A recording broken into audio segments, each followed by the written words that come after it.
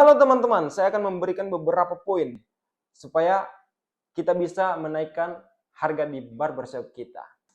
Jumpa pertama di akun pertama saya, di konten pertama saya, konten yang akan membahas seputaran dunia haircut dan tips-tips di dunia barbershop. Saya akan membawakan satu tips atau membocorkan satu tips, salah satu cara agar tarif di barbershop kalian tidak stuck di situ-situ aja.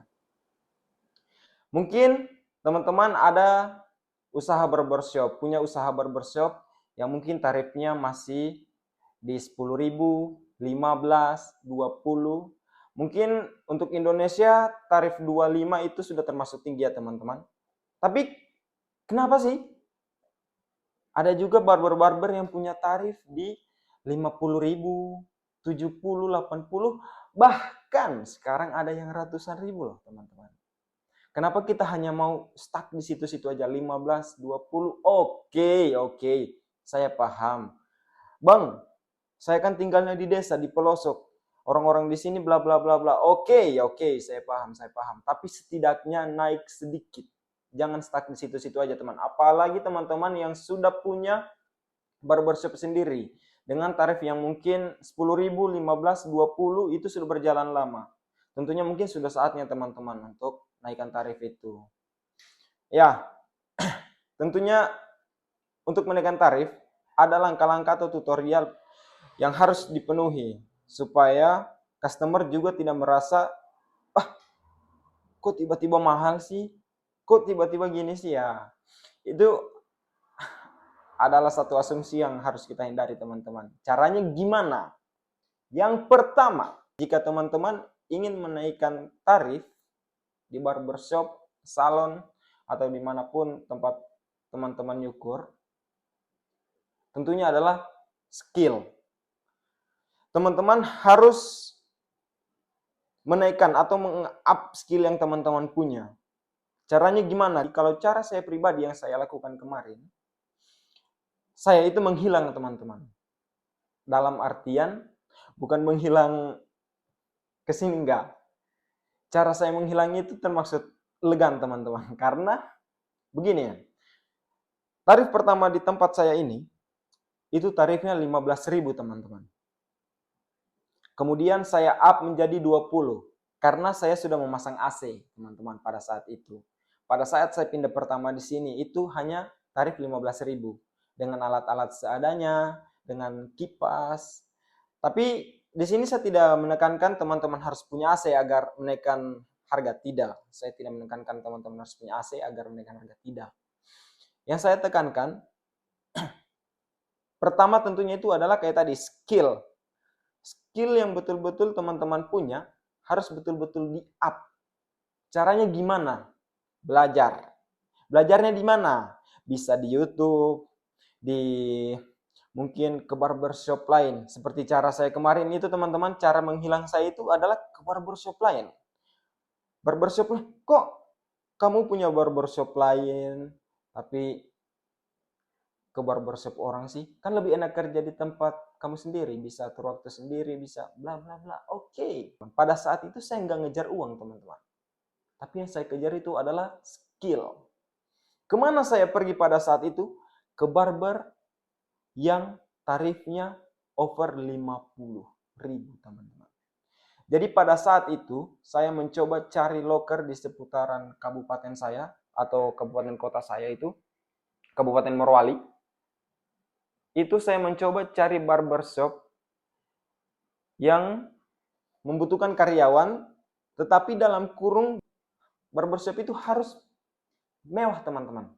Kenapa saya harus katakan mewah? Karena barbershop mewah punya harga yang mungkin di atas rata-rata teman-teman.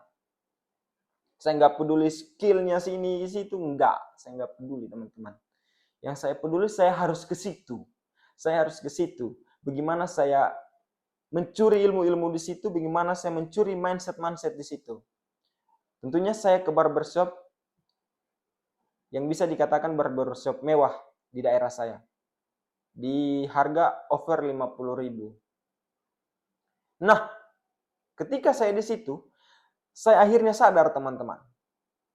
Betapa banyaknya kekurangan, ketidaktahuan yang selama ini saya punya, teman-teman. Banyak sekali kekurangan yang harus saya perbaiki, mindset yang harus saya rubah. Sehingga sekarang ini alhamdulillah saya sudah punya tarif di paling rendah itu 35.000 dan ada juga di regular haircut 50, premium 70. Jadi teman-teman itu harus keluar dari zona nyaman, teman-teman. Curi ilmu sebanyak-banyaknya di tempat itu, lalu kembali ke tempat asal teman-teman. Dengan mungkin penampilan yang sedikit berubah, mungkin dari sendal biasa, menggunakan sepatu yang lebih sopan kan ya. Terus mungkin teman-teman bisa upgrade alat, teman-teman juga bisa upgrade pencahayaan, mungkin kebersihan harus dijaga teman-teman. Karena itu semua penilaian teman-teman. Karena nggak mungkin kita masuk di tempat yang kotor, tempat yang tidak nyaman, terus pelayanannya kurang, kita membayar lebih. Kan itu nggak mungkin teman-teman. Tentunya kita membayar lebih itu di tempat yang fair lah kita untuk membayar harga lebih itu. Yang kedua teman-teman, setelah tadi yang pertama mencuri skill di barber-barber yang mewah, dan yang kedua itu adalah tentunya penampilan teman-teman. Tidak harus wow-wow banget, enggak. Tapi kalian teman-teman harus rapi teman-teman. Gimana caranya rapi? Minimal teman-teman, minimal banget. Kalian harus menggunakan sepatu teman-teman. Sepatu itu bukan gaya-gayaan. Sepatu itu melambangkan setelah customer masuk di tempat kita, lalu mereka melihat kita rapi dengan menggunakan sepatu, teman-teman. Pastinya ada pikiran, oh orang ini siap. Orang ini betul-betul siap. Orang ini profesinya memang betul-betul ini. Jadi dia dari bangun pagi itu dia sudah menggunakan sepatu ini, teman-teman. Dia sudah menggunakan sepatu ini. Capster itu sudah menggunakan sepatu itu untuk nyukur saya ini, teman-teman. Beda sama capster-capster yang menggunakan sendal. Itu mungkin kalau kita nyukur teman, tetangga atau siapa, mungkin kita bisa menggunakan sendal teman-teman. Tetapi untuk mencukur orang-orang yang dari daerah lain, mungkin itu kurang afdol teman-teman. Kalau kita hanya menggunakan sendal jepit, kita harus terlihat rapi teman-teman. Karena keyakinan pertama itu muncul dari penampilan kita teman-teman. Customer itu yakin dari kita, bukan lihat dari barbernya, enggak, dari penampilan kita teman-teman.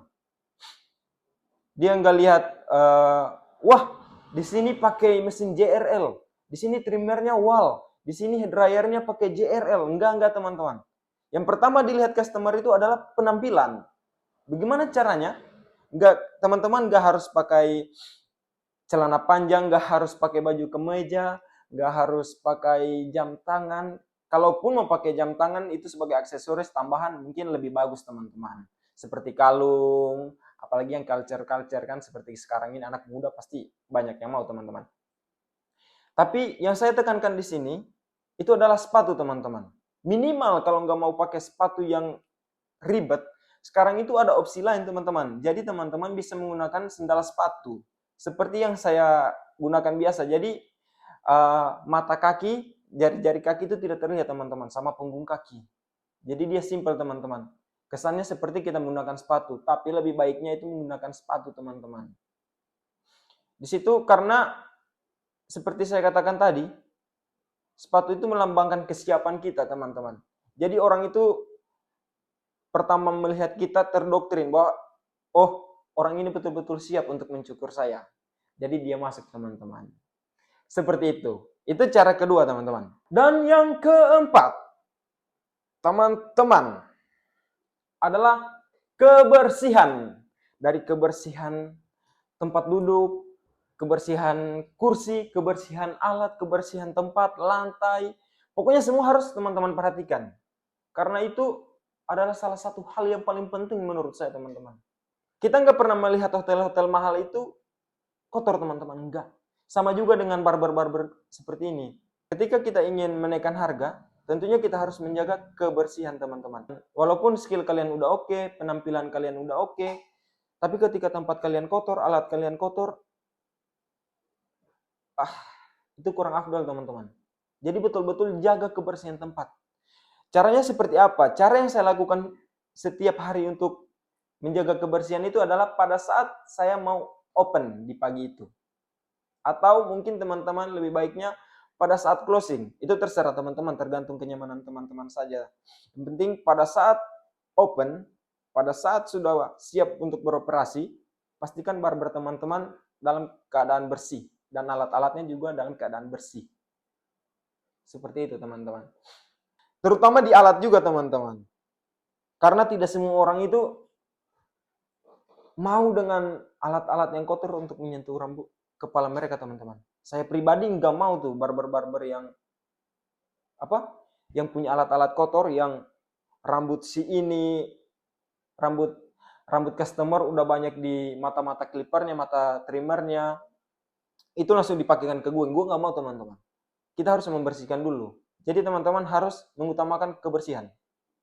Teman-teman juga bisa menambahkan nilai-nilai plus di barber itu seperti wangi-wangian.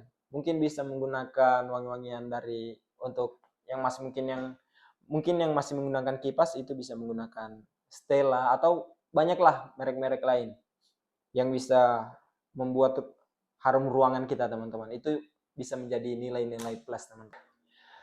Oke teman-teman, mungkin itu beberapa poin yang bisa saya berikan kepada teman-teman supaya kita bisa sama-sama maju teman-teman. Saya ingin capster-capster di Indonesia itu mempunyai kehidupan yang layak. Karena profesi kita bukan profesi sembarangan. Jadi saya nggak mau profesi ini dibayar atau dipandang sebelah mata teman-teman. Semoga di konten pertama saya, teman-teman bisa menambah ilmu, menambah wawasan, supaya kita bisa sama-sama maju. Sampai jumpa di channel saya, Gigs.